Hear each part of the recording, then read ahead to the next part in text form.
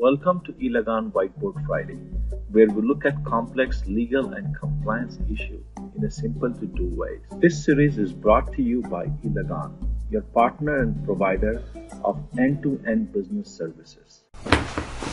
Hello and welcome to another episode of EIN Whiteboard Friday. This is Vikash from the EIN team, and I have here with me today Mr. Madan Ahluwalia. He's an attorney here in California. Hello, Madan. Hi.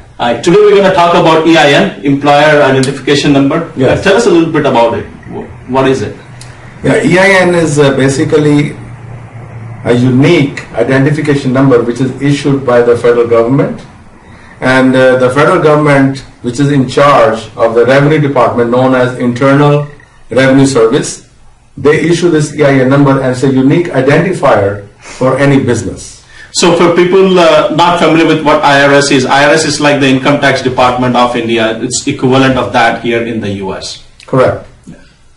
Okay. So what is this number for? So why do we need the number? So can an individual apply for this number or? No. So yeah, good question. Let me clarify.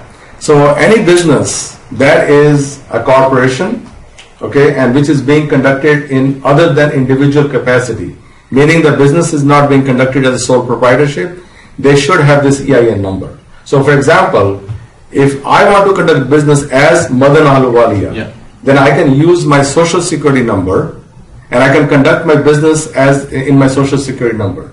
And from what I understand, social security number is equivalent to PAN number in India. However, if I set up a LLC, if I set up a S corporation, if I set up a C corporation, then I need to have an EIN number. Is this also true for general partnership or partnership without incorporation? No, it's not. General partnerships, again, general partnerships have partners, and partners, they file individual tax returns. They don't need EIN number. Okay. And so situation under which this is required, when do you need this EIN number? Well, you require it anytime you are conducting business. So as soon as you start a company, you should probably go get an EIN number. Is there a way we can escape without having an EIN number? Well, once you start business, one of the requirements to be in business is to get EIN number. Okay. So you can do without getting the EIN number. However, if you don't have the EIN number, then you probably won't be able to open a bank account. You probably won't be able to issue checks and conduct other areas of business which will be required and which are tied back to the EIN. Okay. How do you get it? It's very simple. You go to the irs.gov, irs.gov, and there's a form called SS4.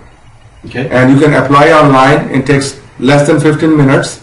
And after you fill out the form online, you can call in, you can fax the form, and within 45 minutes or so, you can have the EIN number.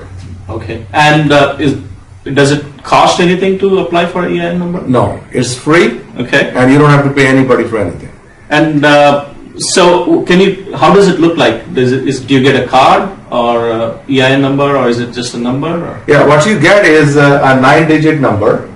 Okay. It's broken into two pieces, just like shown here. Yeah. And second thing you get is a letter from the Internal Revenue Service, because when you apply for the EIN number, you give your business name, business address, and everything, and in the mail you get a letter from the Internal Revenue Service stating that this is what your EIN number is. What's the most common use of an EIN? When do one have to use that number? Well, you use it, when you issue checks, okay, and then when you open the bank account. So it's used everywhere when you file tax returns. Okay, great. Thanks a lot.